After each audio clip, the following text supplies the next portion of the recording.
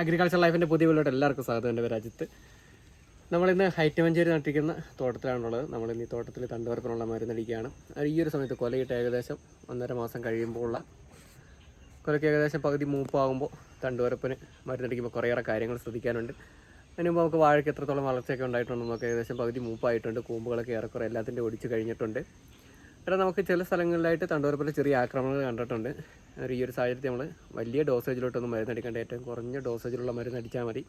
അടിക്കുന്ന സമയത്ത് ശ്രദ്ധിക്കേണ്ട കാര്യങ്ങളെന്ന് വെച്ച് കഴിഞ്ഞാൽ കൊലയിലോട്ട് മരുന്ന് സ്പ്രെഡാകാത്ത രീതിയിൽ അടിക്കണം. കൊലയിലോട്ട് ആയി കഴിഞ്ഞ് കഴിഞ്ഞാൽ തന്നെ കറുത്ത പുള്ളികൾ കൂടുതലായിട്ട് കൊലയ്ക്കുണ്ടാകും. അത് ഒഴിവാക്കാനായിട്ട്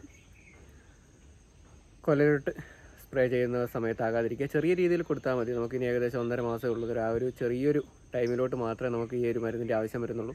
കാരണം വളരെയധികം ഡോസേജ് കുറഞ്ഞതും അധികം കാലം ഈട് നിൽക്കുന്ന മരുന്നൊന്നും വേണമെന്നില്ല. അത് വേണമെങ്കിൽ നമുക്കൊരു ചെറിയ രീതിയിലുള്ളൊരു പശയും കൂടി ആഡ് ചെയ്യാം. തണ്ടിനടിക്കുന്നത് കൊണ്ട് തന്നെ ഇലയിലും കൊലയിലും വീഴാതിരിക്കാനായിട്ട് ശ്രദ്ധിക്കുക.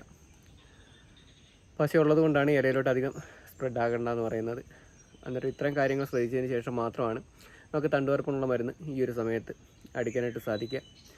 അതുപോലെ തന്നെ ശ്രദ്ധിക്കേണ്ട മറ്റൊരു കാര്യം എന്ന് വെച്ച് കഴിഞ്ഞാൽ ഈ ഒരു സമയത്ത് കൂമ്പ് ഫുള്ളായിട്ട് ഒടിച്ചതിന് ശേഷം മാത്രമാണ്, ഇനി കൂമ്പ് ഒടിക്കാതെ അടിക്കുന്ന ആൾക്കാരാണെങ്കിൽ കൂമ്പ് ഒടിച്ചതിന് ശേഷം മാത്രമേ ഈ മരുന്ന് അടിക്കാവുള്ളൂ. അതുപോലെ തന്നെ വാഴ അത്യാവശ്യം ക്ലീൻ ചെയ്തതിന് ശേഷം അടിക്കുക. വാഴയിൽ അത്യാവശ്യം മരുന്ന് ഇറങ്ങുന്ന രീതിയിൽ കവുളിലോട്ട് നമുക്ക് അധികം അടിക്കാനായിട്ട് സാധിക്കില്ല. വാഴയുടെ തടയിൽ മാത്രമേ നമുക്ക് അടിക്കാനായിട്ട് സാധിക്കുകയുള്ളൂ. ഒരു അത്യാവശ്യം ക്ലീൻ ആക്കിയതിന് ശേഷം മാത്രം, തട അത്യാവശ്യം ക്ലീൻ ആക്കിയതിന് ശേഷം മാത്രം തടയിലോട്ട് മരുന്ന് അടിക്കുക. ഇനി നമ്മൾ വാഴകൾ ഫുള്ളായിട്ട് കെട്ടി നിർത്തിയിരിക്കുകയാണ്. ഇനിയിപ്പോൾ നമുക്ക് വേറെ വളപ്രയോഗങ്ങളൊന്നുമില്ല. അവസാനമായിട്ട് ഇനി യൂറിയ കുറച്ച് ഇട്ട് കൊടുക്കാണ്ട് ഒരു വാഴയ്ക്ക് ഒരു 150 ഗ്രാം യൂറിയയും കൂടി ഇട്ട് കൊടുത്തു കഴിഞ്ഞാൽ നമ്മുടെ ഈ ഹൈറ്റമഞ്ചേരിയിലെ വളപ്രയോഗങ്ങളെല്ലാം ക്ലോസ് ചെയ്യുകയാണ്. അതിനുശേഷം നമുക്കിനി കൊല വെട്ടിയെടുക്കാനുള്ള ഒറ്റ പ്രോസസ്സ് മാത്രമേ നിൽക്കുന്നുള്ളൂ. ഏകദേശം ഇനി ഒരു 1.5 മാസം കൊണ്ട് നമുക്ക് 1.5 മാസം എടുക്കില്ല, അതിന് മുമ്പ് നമുക്ക് സ്റ്റാർട്ടാകും. നല്ല രീതിയിൽ കൊല വെട്ടാക്കാനായിട്ട് ഏകദേശം നമുക്കൊരു മാസം കൂടി കണക്കാക്കാം. അന്നേരത്തേക്ക് നമുക്ക് ഇതിനകത്തെ കൊലകൾ വെട്ടിത്തുടങ്ങാം. അന്നേരം ഈ ഒരു സമയത്ത് ശ്രദ്ധിക്കേണ്ട മറ്റ് ചില കാര്യങ്ങൾ കൂടി ഉണ്ട്. മഴ നല്ല രീതിയിൽ പെയ്യുന്നുണ്ട്. അന്നേരം തോട്ടത്തിൽ വെള്ളം കെട്ടി നിൽക്കാതിരിക്കാനുള്ള കാര്യങ്ങളും കൂടി ശ്രദ്ധിക്കുക. വെള്ളം കെട്ടി നിന്ന് കഴിഞ്ഞാൽ ചീച്ചിലുണ്ടാകും. അത് കൊലേനെ ബാധിക്കും, തൂക്കത്തിലോട്ട് കയറുന്നതിൽ ബാധിക്കും. അന്നേരം വളർച്ച മുരടിക്കാനുള്ളൊരു ചാൻസ് ഉണ്ടാകും. വെള്ളം കൂടുതലായിട്ട് കെട്ടി നിന്ന് കഴിഞ്ഞാൽ അതുപോലെ തന്നെ ചീച്ചിലുണ്ടാകും, വാഴയ്ക്ക് രോഗങ്ങൾ വരാം. അന്നേരം വെള്ളം കെട്ടി നിൽക്കാതിരിക്കാനായിട്ടും ശ്രദ്ധിക്കുക. ഇനി നമുക്ക് നനയുടെ ആവശ്യം വരുന്നില്ല നമ്മുടെയൊക്കെ തോട്ടത്തിൽ. നമുക്കിനിയിപ്പോൾ കേരളം ഫുള്ളായിട്ട് നോക്കുകയാണെങ്കിൽ നനയുടെ ആവശ്യം വരുന്നില്ല. മഴ നല്ല രീതിയിൽ കിട്ടുന്നുണ്ട്. അതായത് നമ്മൾ ശ്രദ്ധിക്കേണ്ട കാര്യം എന്ന് വെച്ച് കഴിഞ്ഞാൽ വെള്ളം കെട്ടി നിൽക്കാതിരിക്കാനായിട്ട് ശ്രദ്ധിക്കുക. കാരണം നമ്മൾ ഇന്ന് ഉപയോഗിച്ചിരിക്കുന്ന മരുന്ന് വെച്ച് കഴിഞ്ഞാൽ ക്ലോറിൻ്റെ 20 EC ആണ്. ഏറ്റവും ഡോസേജ് കുറഞ്ഞ മരുന്നാണ് തണ്ടുവരപ്പിനുള്ളത്. അതിൻ്റെ കൂടുതൽ ചെറിയ രീതിയിലുള്ളൊരു പശയും നമ്മൾ ഉപയോഗിച്ചിട്ടുണ്ട്. അതിൻ്റെ ഡോസേജ് എന്ന് വെച്ച് കഴിഞ്ഞാൽ 1 ലിറ്ററിലോട്ട് 2 ml എന്നുള്ള രീതിയിലാണ് നമ്മൾ ഉപയോഗിച്ചിരിക്കുന്നത്.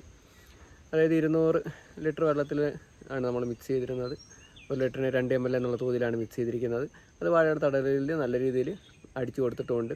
ഇനി നമുക്കിത് കൊല വെട്ടുന്നിടം വരെ ആ ഒരു ഡോസേജ് മതിയാകും. പിന്നെ നമുക്ക് തണ്ടുവരപ്പനായിട്ടോ അല്ലെങ്കിൽ ഇലക്കരിച്ചിൽ അങ്ങനെയുള്ള ഒരു തരത്തിലുള്ള വളപ്രയോഗങ്ങൾ നമുക്ക് ഇനി തോട്ടത്തിൽ അപേക്ഷിക്കുന്നില്ല.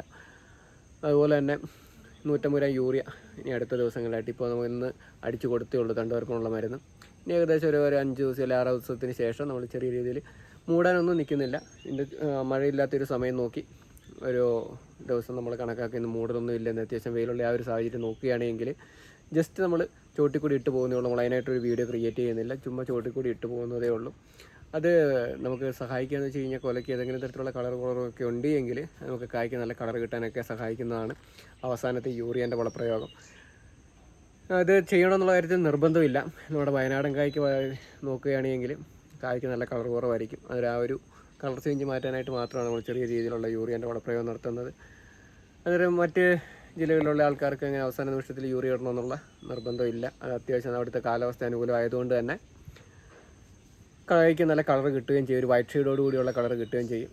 നമുക്കത് പൂർണ്ണമായിട്ട് ലഭിക്കണമെങ്കിൽ അവസാനം ഒരു യൂറിയ ഇട്ട് കൊടുത്തു കഴിഞ്ഞാൽ മാത്രമേ നമുക്ക് ആ ഒരു ഏറെക്കുറെ കളർ കൊലയ്ക്ക് കിട്ടുകയുള്ളൂ. അത് നമുക്ക് മാർക്കറ്റ് വിറ്റ് പോകാനായിട്ട് വളരെയധികം സഹായിക്കും. ഇതൊക്കെ വാണിജ്യാടിസ്ഥാനത്തിൽ ചെയ്യുമ്പോൾ മാത്രമുള്ള കാര്യങ്ങളാണ് നമ്മൾ ചാനലിലൂടെ വിശദീകരിക്കുന്നത്. നിങ്ങൾക്ക് ഇന്നത് തണ്ടുവരപ്പിനുള്ള മരുന്ന് ഏതൊക്കെയാണെന്ന് മനസ്സിലായെന്ന് വിചാരിക്കുന്നു. ക്ലോറിൻ്റെ 20 EC അതിൻ്റെ കൂട്ടത്തിലൊരു പശയാണ് ഉപയോഗിച്ചിരിക്കുന്നത്. അന്നേരം കൊല ഇട്ടതിന് ശേഷം മരുന്നടിക്കുമ്പോൾ ശ്രദ്ധിക്കേണ്ട ഒരു കാര്യം വെച്ച് കഴിഞ്ഞാൽ കൊലയിലോട്ടാകാതിരിക്കാൻ നോക്കുക, ഇലയിലോട്ടാകാതിരിക്കാൻ നോക്കുക. ചെറിയ ഡോസേജിലുള്ള മരുന്നടിക്കുക. കാരണം നമുക്കിനി അടുത്ത ഒരു മെയിനായിട്ടുള്ള വീഡിയോ എന്ന് വെച്ച് കഴിഞ്ഞാൽ നമ്മുടെ ഹൈറ്റമഞ്ചേരിയിൽ വന്നിരിക്കുന്ന തോട്ടത്തിൽ കൊല വെട്ട് നോക്കി അത് ആവറേജ് തൂക്കം എത്ര വരുന്നുണ്ട്. ഇപ്പോൾ നമ്മൾ മീഡിയം മഞ്ചേരിയിൽ വിട്ടിട്ട് 13-14 കിലോ ആവറേജ് നമുക്ക് അത്യാവശ്യം വരുന്നുണ്ട്. 12 വന്നതുകൊണ്ട് എന്നിരുന്നാലും കുഴപ്പമില്ലാത്ത വിലയും ലഭിച്ചു, വിളവും ലഭിച്ചു. ഇനി നമുക്ക് ഹൈറ്റ് മഞ്ചേരിയിൽ കൊല വെട്ടുന്ന ടൈമിൽ നമുക്ക് എത്രത്തോളം ആവറേജ് വരുന്നുണ്ടെന്ന് നോക്കണം. എൻ്റെ അഭിപ്രായത്തിൽ ഇപ്പോൾ തന്നെ എനിക്ക് ഏറ്റവും നല്ല റിസൾട്ട് തോന്നുന്നത് ഹൈറ്റ് മഞ്ചേരിയിലെ കൊലകൾക്കാണ്. നല്ല തൂക്കം വരാനുള്ള കൊലകളാണ് നമുക്ക് കാണാനായിട്ട് സാധിക്കുന്നത്. അതായത് നമുക്കിനി അത് എത്രത്തോളം വരുമെന്ന് നമുക്ക് കറക്റ്റായിട്ട് പറയണമെങ്കിൽ നമുക്ക് വെട്ടി തൂക്കിയതിന് ശേഷം മാത്രമേ പറയാനായിട്ട് സാധിക്കുകയുള്ളൂ. അതായത് ഇന്നത്തെ വീഡിയോ തണ്ടുവരപ്പിനുള്ള മരുന്ന് ഏതൊക്കെയാണ്, ഈ സമയത്ത് അടിക്കുമ്പോൾ ശ്രദ്ധിക്കേണ്ട കാര്യങ്ങൾ എന്തൊക്കെയാണെന്നുള്ളത് നിങ്ങൾക്ക് മനസ്സിലായെന്ന് വിചാരിക്കുന്നു. അതായത് അടുത്ത വീഡിയോയിൽ കാണുന്നിടം വരെ എല്ലാവർക്കും നമസ്കാരം.